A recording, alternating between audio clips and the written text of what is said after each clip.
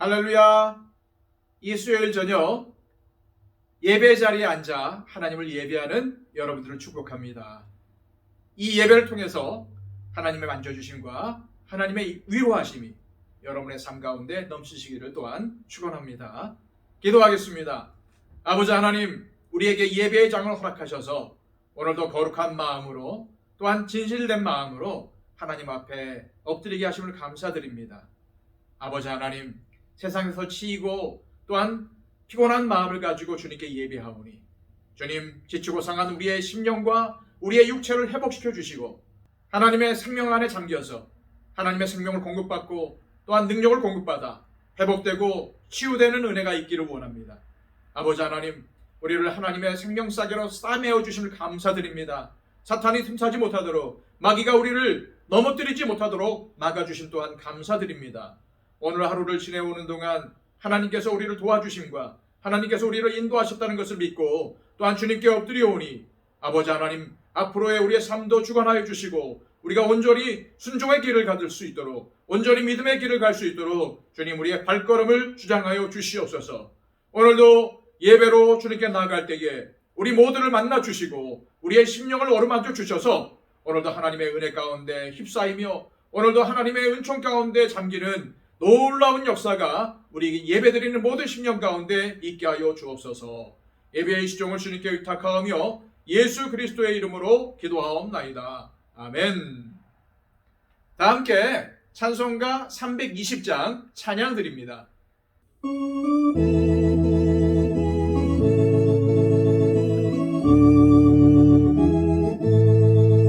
나의 죄를 적게 하사 주의 일꾼 삼으신 구세주의 넓은 사랑 항상 찬송합니다. 나를 일꾼 삼으신 주 크신 능력 주시고 언제든지 주 뜻대로 사용하여 주소서. 내게 부어주시려고 은혜에 미하신 주, 주의 은혜 채워주사 능력 있게 하소서. 나를 일꾼 삼으신 주 크신 능력 주시고 언제든지 주 뜻대로 사용하여 주소서. 죄의 짐을 풀어주신 주의 능력 크도다. 나를 피로 사신 예수 내 맘속에 오소서. 나를 일꾼 삼으신 주 크신 능력 주시고 언제든지 주 뜻대로 사용하여 주소서. 주여 내게 성령으로 충만하게 채우사 생명수가 강물처럼 흐르게 하옵소서. 나를 일꾼 삼으신 주 크신 능력 주시고 언제든지 주 뜻대로 사용하여 주소서.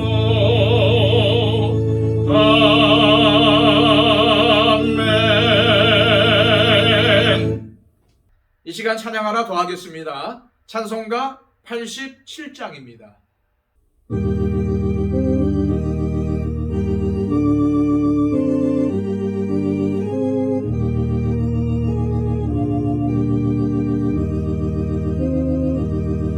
내 주님이 입으신 그 옷은 참 아름다워라. 그 향기 내 맘에 사무쳐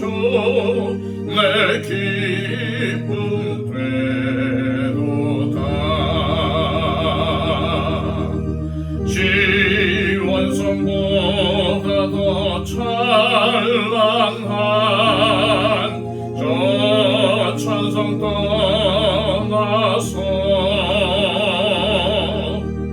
이 세상 오신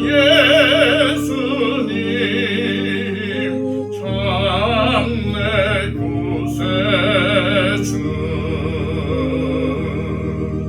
내 주는 쓰라린 고통을 다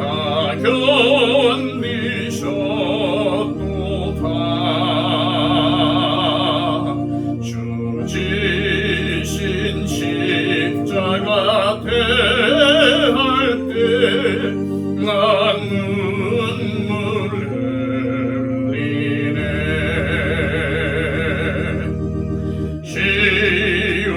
시온성보다 더 찬란한 저 천성 떠나서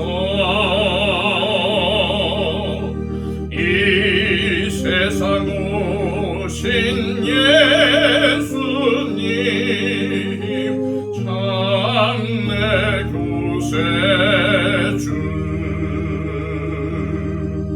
내 주님 입으신 귀한 옷 나 만져 보았네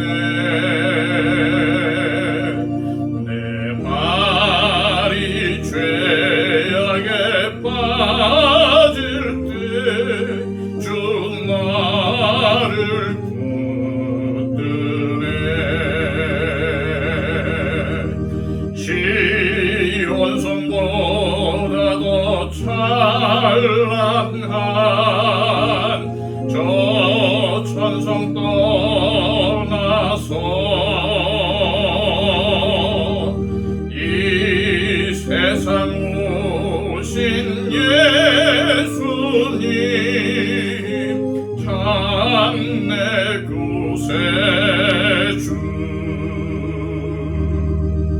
내 주님 영광의 옷 입고 문 열어 주실 때 나 주님 나라에 들어가 영원히 살겠네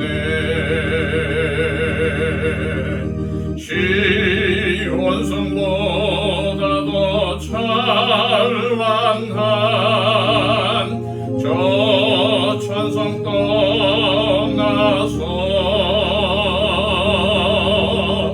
이 세상 오신 예수님 참 내 구세주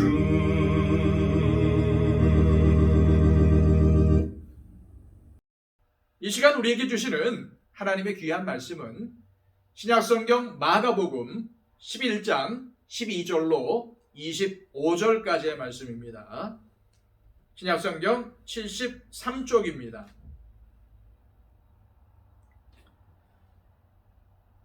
이튿날 그들이 베다니에서 나왔을 때에 예수께서 시장하신지라 멀리서 잎사귀 있는 한 무화과 나무를 보시고 혹 그 나무에 무엇이 있을까 하여 가셨더니 가서 보신즉 잎사귀 외에 아무것도 없더라.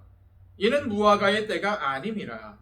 예수께서 나무에게 말씀하여 이르시되 이제부터 영원토록 사람이 네게서 열매를 따먹지 못하리라 하시니 제자들이 이를 듣더라. 그들이 예루살렘에 들어가니라.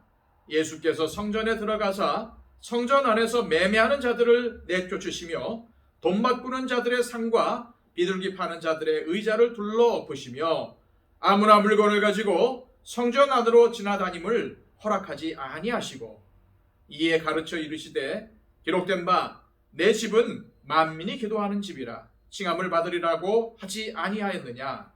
너희는 강도의 소굴을 만들었도다 하시매 대제사장들과 서기관들이 듣고 예수를 어떻게 죽일까 하고 꾀하니 이는 무리가 다 그의 교훈을 놀랍게 여김으로 그를 두려워함일러라. 그리고 날이 저물매 그들이 성 밖으로 나가더라.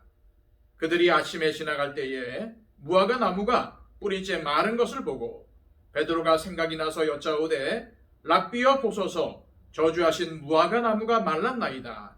예수께서 그들에게 대답하여 이르시되 하나님을 믿으라. 내가 진실로 너희에게 이르노니 누구든지 이 산더러 들리어 바다에 던져지라 하며 그 말하는 것이 이루어질 줄 믿고 마음에 의심하지 아니하면 그대로 되리라. 그러므로 내가 너희에게 말하노니 무엇이든지 기도하고 구하는 것은 받은 줄로 믿으라. 그리하면 너희에게 그대로 되리라. 서서 기도할 때에 아무에게나 혐의가 있거든 용서하라. 그리하여야 하늘에 계신 너희 아버지께서도 너희 허물을 사하여 주시리라 하시니라. 아멘. 영국의 유명한 철학자 버트란드 러셀이 쓴 책 중에 나는 왜 기독교인이 아닌가 라는 제목의 책이 있습니다. 그런데 이 책에는 놀랍게도 오늘 본문의 말씀인 마가복음 11장에 대한 이야기가 나옵니다. 그는 예수님이 무화과 나무를 저주하신 사건을 가리켜 이렇게 말했습니다. 이 사건은 예수라는 분이 반드시 합리적이고 상식적인 사람이 아닐 수 있다는 것을 보여준다. 그러면서 그는 기독교 신앙이 온전히 신뢰받을 만한 선한 신앙이라고 말하기가 어렵다는 주장을 펼쳤습니다. 우리는 성경을 통해서 예수님이 어떠한 분이신지를 잘 알고 있습니다. 우리가 아는 예수님은 사랑이 넘치시고 인자하시고 약한 자들을 돌보시는 분이십니다. 또 병자를 고치시고 귀신을 쫓아내시며 죽은 사람까지도 살리신 분이시죠. 죽은 사람들을 살리실 때도 보면은 당신의 능력을 과시하기 위해서가 아니라 너무 사랑하시기 때문에 너무 불쌍히 여기셔서 그렇게 하신 것이죠. 그런데 처음 믿는 사람이라면 그런 이야기를 읽을 때 혼란이 올 수 있습니다. 어떻게 사랑이 넘치신다는 예수님이 그렇게 생명이 있는 무화과 나무를 저주하실 수가 있을까? 의심을 품을 수밖에 없죠. 그러나 그것이 사실은 성경을 자기 입장에서만 이해하기 때문입니다. 자기가 아는 지식 안에서만 보려고 하기 때문이죠. 사실 우리가 모르는 것들이 얼마나 많습니까? 그렇다면 왜 예수님은 무화과 나무를 저주하셨을까요? 12절에서 14절까지의 말씀입니다. 이튿날 그들이 베다니에서 나왔을 때에 예수께서 시장하신지라 멀리서 잎사귀 있는 한 무화과 나무를 보시고 혹 그 나무에 무엇이 있을까 하여 가셨더니 가서 보신즉 잎사귀 외에 아무것도 없더라. 이는 무화과의 때가 아님이라.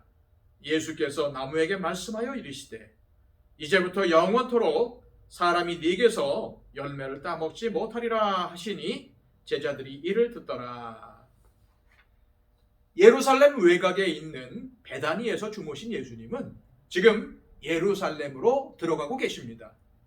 그런데 아침 식사를 못하셔서 시장하셨고 마침 길가에 무화과 나무가 있기에 거기에 달린 무화과라도 먹으면서 시장길을 달래볼까 하고 갔는데 가서 보니까 나무에 열매가 없었습니다. 그래서 그 나무를 저주하신 것이죠. 버트란드 러셀 같은 무신론자들은 바로 오늘 본문에 나오는 예수님을 이런 것 때문에 오해한 겁니다. 왜냐하면 시장하셨던 예수님이 무화과 나무에 열매는 없고 잎사귀만 있다는 이유로 기분이 나쁘셔서 무화과 나무를 저주하셨다고 자신들의 지식의 틀에서 생각했기 때문입니다. 우리가 알고 있는 예수님은 사랑과 자비가 넘치시는 분이시죠. 그런데 무화과 나무 저주 사건은 그러한 예수님의 인품과 잘 어울리지 않는 내용입니다. 게다가 13절을 보면은 분명히 이는 무화과의 때가 아님이라 라고 나와 있습니다. 그렇다면은 예수님은 무화과의 때가 아님을 모르셨을까요? 분명히 알고 계셨을 겁니다. 그럼에도 왜 무화과의 때가 아닌데도 열매가 없다고 저주하셨을까요? 성경을 제대로 이해하기 위해서는 당시의 문화와 지리적인 배경을 잘 알아야 합니다. 지중해와 접한 중동 지방인 이스라엘의 독특한 기후에서 무화과 나무는 6월절이 있는 4월부터 초막절이 있는 10월까지 모두 5번의 열매를 맺습니다. 이스라엘의 기후는 4월부터 10월까지 이어지는 건기와 그 나머지 기간에 해당하는 우기로 나누어지죠. 6개월의 우기 동안 앙상한 가지로 겨울을 보낸 무화과 나무는 봄인 6월절이 다가오면은 작은 잎사귀와 함께 첫 열매인 무화과를 맺고 긴 여름 동안 무화과 열매를 5번 맺습니다. 그런데 이 첫 열매인 무화과와 이후에 열리는 무화과를 가리키는 히브리어가 전혀 다릅니다. 바로 여기에 예수님의 말씀에 비밀이 있는 거죠. 20절 말씀입니다. 그들이 아침에 지나갈 때에 무화과 나무가 뿌리째 마른 것을 보고, 여기서 아침은 그 다음날 아침을 말하는데 그 전날에 예루살렘으로 들어가시면서 저주하셨던 그 무화과 나무를 다음날 아침에 보니까 말랐다는 것입니다. 6월절쯤에 맺히는 첫 열매인 무화과는 히브리어로 파게라고 하고, 이후에 순차적으로 열려 우리가 통상적으로 먹는 무화과는 테나라고 합니다. 이렇게 다른 두 종류의 무화과를 구별하지 않고 말씀을 읽으면 이해가 안 되거나 엉뚱한 해석을 하게 되는 것이죠. 예수님이 예루살렘 성으로 들어가실 때 아침 식사를 못 하셔서 시장하셨는데 길가에 있는 무화과 나무를 보시고 혹시 그 나무에 처음 나는 열매인 파게가 있을까 해서 가셨지만 잎사귀밖에 없었다는 것이죠. 예수님께서 파게를 찾으신 것은 때가 6월절쯤이었는데 아직 본격적인 무화과인 테나의 때가 아니었습니다. 6월절쯤에 처음 열매인 파게를 맺지 못하고 잎사귀만 무성한 무화과 나무를 보시고 예수님이 책망하신 것입니다. 혹자의 의견처럼 막무가내로 저주하신 것이 아닌 거죠. 당연히 있어야 할 것이 없는 것을 보시고 그러신 것입니다. 사실 열매 맺지 못한 무화과 나무는 분명 예수님이 제자들에게 무언가를 가르치려는 목적을 가지시고 시청각 교육의 도구로 선택하신 것입니다. 잎만 무성하고 열매를 맺지 못하는 그 당시의 종교 지도자들과 이스라엘 백성들의 영적 상태를 상징적으로 보여주시려고 그러신 것이죠. 무화과 나무는 구약에서 종종 포도나무와 함께 이스라엘을 상징했습니다. 그리고 이 무화과 나무의 무성한 가지는 이스라엘 백성과 하나님 사이에 친밀한 영적 관계에 따른 하나님의 복을 보여주는 것인데 반해 열매를 맺지 못한 무화과 나무는 하나님과의 관계에서 신실하지 못한 이스라엘 백성들의 형식적이고 위선적인 신앙을 비유해서 보여줍니다. 다시 말해 이스라엘은 하나님의 백성으로 선택되었지만 아무 열매를 맺지 못해서 이제 그 독특한 위치를 박탈당할 것이라는 메시지를 오늘 본문을 통해서 보여주고 계십니다. 그런 가운데 바로 이어서 예루살렘 성전의 청결 사건이 벌어지고 있지요. 15절에서 17절까지의 말씀입니다. 그들이 예루살렘에 들어가니라 예수께서 성전에 들어가사 성전 안에서 매매하는 자들을 내쫓으시며 돈 바꾸는 자들의 상과 비둘기 파는 자들의 의자를 둘러엎으시며 아무나 물건을 가지고 성전 안으로 지나다님을 허락하지 아니하시고 이에 가르쳐 이르시되 기록된 바 내 집은 만민이 기도하는 집이라 칭함을 받으리라고 하지 아니하였느냐. 너희는 강도의 소굴을 만들었도다 하시매. 사실 예수님이 무화과 나무에 무엇이 있을까 하여 다가가신 것은 이스라엘의 영적 중심지이며 모든 문화와 전통의 중심지인 예루살렘에 입성하신 것과 성전에 들어가신 것에 비유할 수 있습니다. 무화과 나무는 이스라엘 또는 예루살렘 그리고 나무에 다가가신 것은 예루살렘과 성전으로 가신 것을 가리킵니다.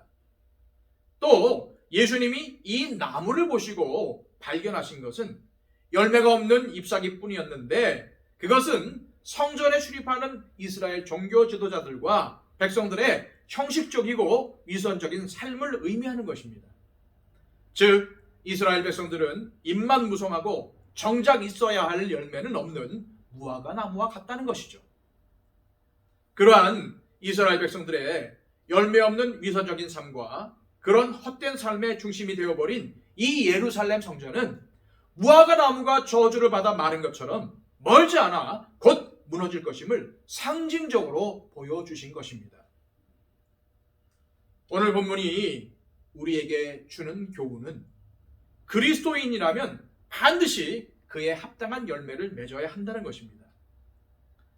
이 말씀은 안 되는데 억지로 맺어야 한다는 것이 아니라 정말 그리스도인이라면 열매를 맺을 수밖에 없다는 겁니다. 살아있는 나무라면 당연히 열매를 맺는 것처럼 살아있는 성도라면 반드시 열매를 맺게 되어 있다는 것이죠. 열매에는 크게 내적인 열매와 외적인 열매가 있습니다. 내적인 열매는 우리 인격의 변화를 의미합니다. 곧 성품의 변화를 의미하는 거죠. 외적인 열매는 봉사라든지 전도의 열매를 뜻합니다. 예수님을 믿고 성령님께서 우리 안에 들어오셨는데 어떻게 사람이 안 바뀌겠습니까? 주인이 바뀌었는데 어떻게 안 바뀌겠습니까? 우리가 사업을 해도 사업체의 주인이 바뀌었는데 이전에 하던 주인과 새로운 주인이 똑같이 할 수가 없습니다. 가게도 주인이 바뀌면 가게의 겉모습과 실내 장식까지 새롭게 다 바뀌는 것이지 옛날 것을 그대로 두고 하는 경우는 없습니다. 세상의 원리도 그러한데 예수님을 믿고 성령님이 우리 안에 들어오셨으며 하나님으로 우리의 주인이 바뀌었습니다. 그런데 어떻게 옛날 주인인 죄가 하던 그대로 놔두고 새 주인을 모시겠다고 할 수가 있겠습니까? 바뀌는 게 자연스럽고 안 바뀌는 것이 이상한 겁니다. 이전에는 짜증과 불평과 원망의 말만 하던 사람이 예수 믿고 변화되어서 그것이 하루아침에 바뀌지는 않지만 점점 바뀌어가는 거죠. 감사와 기쁨과 사랑의 언어가 조금씩 나오다가 점점 그러한 언어로 가득 차게 되는 삶, 그런 것이 바로 내적 변화의 열매입니다. 하나님께서 진정 찾고 계신 것은 우리가 과연 얼마나 변화되었느냐, 예수님 믿고 달라진 것이 무엇이냐 하는 것입니다. 그런데 참 안타까운 것은 저 자신을 포함해서 교회를 오래 다니면 다닐수록 예수님은 안 닮고 이상하게 형식적, 위선적 삶을 산 바리새인들을 닮는다는 것입니다. 신앙생활을 오래 할수록 예수님을 안 닮고 바리새인을 닮는다니 참 이상하지 않습니까? 그만큼 신앙생활을 오래 하면 오래 할수록 신앙의 본질인 예수님을 닮는 것보다는 교리적이고 형식적인 신앙, 위선적인 모습에 매이게 된다는 말이 아니겠습니까? 이런 마음이 있어서 그런 것 같습니다. 나는 이미 구원받았다. 나는 신앙도 확실하고 나의 구원도 확실히 보장받았으니 내가 어떻게 살든지 상관없다. 나는 어떻게 살든지 하여간 천국에 갈 것이다. 그런데 진실하게 예수님을 믿는 사람은 그렇게 생각해서는 안 됩니다. 만약 그렇게 생각한다면 내가 정말 예수님을 믿고 있는지 점검해 봐야 합니다. 바울 사도는 선줄로 생각하는 자는 넘어질까 조심하라고 했고, 바울 자신도 경거망동하다가 버림받을까 염려했습니다. 우리는 내가 언제든지 구원의 자리에서 밀려날 수 있다는 경각심을 가져야 합니다. 믿음에도요, 가짜가 있습니다. 머리로만 아는 것이 진짜 믿음은 아니라는 겁니다. 지식적으로만 아는 믿음, 교리적으로만 믿는 믿음은 힘이 없습니다. 그래서 그러한 믿음은 우리의 삶에 어떠한 영향도 미칠 수가 없는 거죠. 나는 예수 그리스도가 십자가에서 죽으셨고 3일 만에 부활하셨다는 것을 믿습니다. 라고 입으로는 고백하는데 정말 그 고백한 자신의 신앙같이 살고 있지 않다면, 조금도 삶이 변화되지 않고 있다면 그 신앙은 가짜일 가능성이 높습니다. 못된 성격, 삐뚤어진 성격은 하나도 안 바뀌면서 미워할 사람은 계속 미워하면서 나는 구원받았다라고 하는 것은 착각일 수 있다는 것입니다. 열매가 나타나야 합니다. 내가 예수님을 믿었다고 믿던 사람이 하루아침에 사랑스러워지는 일은 거의 없습니다.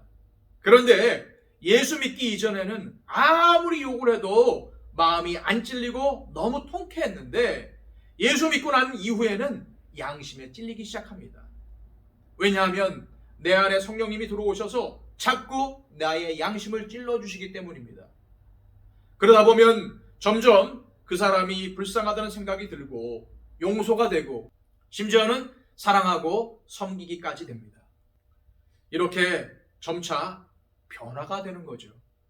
그런데 전혀 변화가 없고 똑같다면 한번 내가 잘 믿고 있는지 나의 신앙이 진짜인지 의심해 봐야 합니다. 내가 정말 예수님을 믿고 있는 것인가 하고 말이죠.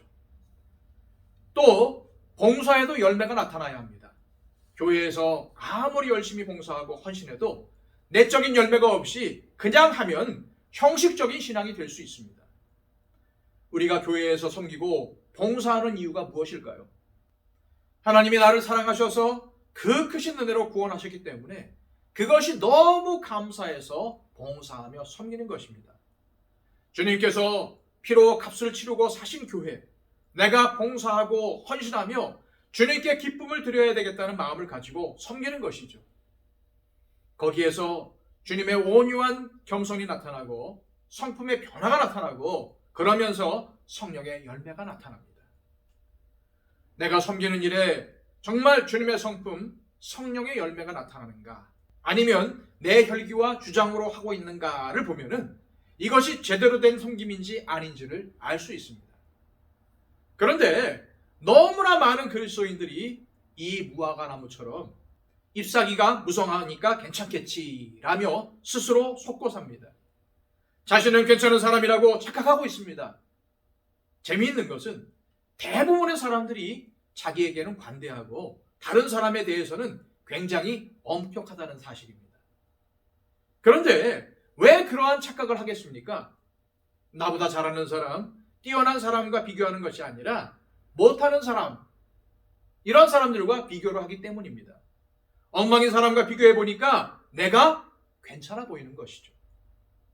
그런데 우리가 비추어 볼 거울은 못하는 사람, 엉망인 사람이 아니고 예수님이십니다. 예수님 앞에 늘 자기를 비추어야 합니다. 그래야 우리는 주님 앞에 설 때마다 겸손해질 수 있습니다. 내가 얼마나 연약하고 부족한 존재인가 하는 것을 깨달을 수 있습니다. 그래서 예배와 기도를 통해서 주님과 교제를 하는 겁니다. 이것이 바로 주님 앞에서 자꾸 자신을 비추어 보는 노력입니다. 그러면서 자꾸 주님을 닮아가고 그러다 보면 너무 감사해서 열매가 나올 수밖에 없는 겁니다. 그런 이유로 우리가 예수님을 믿는다는 것 자체가 얼마나 큰 축복인지 모릅니다. 그런데 이 놀라운 축복이 우리의 삶에 나타나게 하는데 필요한 것이 있습니다. 그것은 바로 순종입니다. 주님의 말씀에 순종할 때 그에 맞는 열매가 나타납니다. 그렇지 않으면 삶에 아무런 의미가 없습니다. 나는 포도나무요 너희는 가지이다. 사람이 내 안에 머물러 있고 내가 그 안에 머물러 있으면 그는 많은 열매를 맺는다. 이 말씀을 보면 예수님의 제자는 열매를 맺는 사람이라는 것을 알 수 있습니다. 인격의 변화, 성품의 변화가 있는 사람입니다. 몇십 년을 믿었다, 평생을 믿었다, 직분이 있다, 이렇게 열심히 봉사한다는 것은 열매가 아닙니다. 그것은 사실 잎사귀만 무성한 것입니다. 물론 그 자체가 나쁜 것은 아닙니다. 잎사귀가 많으면 풍성하고 좋습니다. 그런데 거기에 머물러 있으면 안 되고 그 안에 열매가 있어야 한다는 것입니다. 열매가 있으면 잎사귀도 무성합니다. 그 안에 열매가 있습니다. 그런데 잎사귀만 무성하고 열매가 없어서는 안 된다는 것입니다. 열매를 맺는 비결은 우리가 주님 안에 머무르고 주님이 우리 안에 머물러 계시는 것입니다. 쉽게 얘기해서 주님과 하나가 된다는 말입니다. 주님과 하나가 되어서 주님과 동행하는 삶을 사는 것이 열매를 맺는 비결입니다. 아무리 교회를 오래 다니고 봉사를 열심히 하고 직분이 있더라도 얼마든지 주님과 동행하지 않으면서 주님과 관계없는 형식적인 신앙생활을 하는 것이 가능합니다. 아무것도 안 하고 세상에서 안 믿는 사람보다 더 못되게 살아도 예배에 와서 거룩한 척, 진실한 척 앉아 있을 수가 있습니다. 그런데 그런 것은 열매가 아닙니다. 그런 것이 바로 잎만 무성한 무화과 나무인데 주님은 그 잎만 무성한 무화과 나무를 저주하신 다음 그것에 대해서 의아해하는 제자들에게 전혀 다른 이야기를 하십니다. 22절에서 25절까지의 말씀입니다. 예수께서 그들에게 대답하여 이르시되 하나님을 믿으라. 내가 진실로 너희에게 이르노니 누구든지 이 산더러 들리어 바다에 던져지라 하며 그 말하는 것이 이루어질 줄 믿고 마음에 의심하지 아니하면 그대로 되리라. 그러므로 내가 너희에게 말하노니 무엇이든지 기도하고 구하는 것은 받은 줄로 믿으라. 그리하면 너희에게 그대로 되리라. 서서 기도할 때에 아무에게나 혐의가 있거든 용서하라. 그리하여야 하늘에 계신 너희 아버지께서도 너희 허물을 사하여 주시리라 하시니라. 정말 주님을 믿는다면 열매가 정말 주님을 믿는다면 열매가 있어야 하고 그것이 진짜 믿음이라면 산도 옮길 수 있을 것이라는 말씀입니다. 예수님이 왜 이러한 말씀을 하셨을까요? 만약 이런 것이 믿음이라면 우리는 다 믿음이 없는 사람들일 것입니다.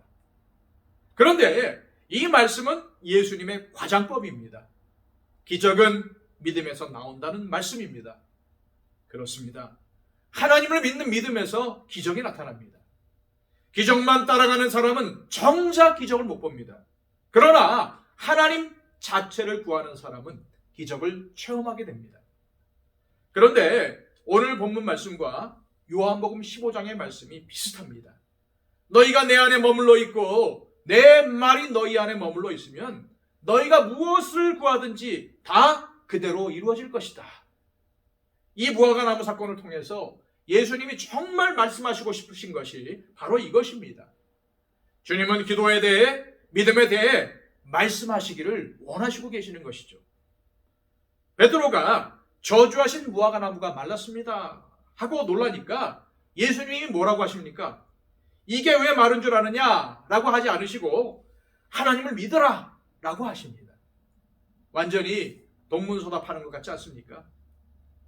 예수님께서 결국 여기서 말씀하시려는 것은 사람이 주님 안에, 주님이 그 사람 안에 머물면 열매를 많이 맺게 되고 열매를 맺는 그 사람이 주님의 제자라는 것입니다. 즉 열매를 맺으려면 주님과 하나 된 삶, 동행하는 삶을 살아야 한다는 말씀이죠. 그러면 어떻게 주님과 동행하는 삶을 살 수 있는가?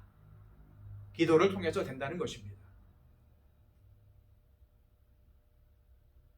그렇다면 열매를 맺는 것은 기도의 응답이며 기도의 응답은 주님과 동행할 때 가능합니다.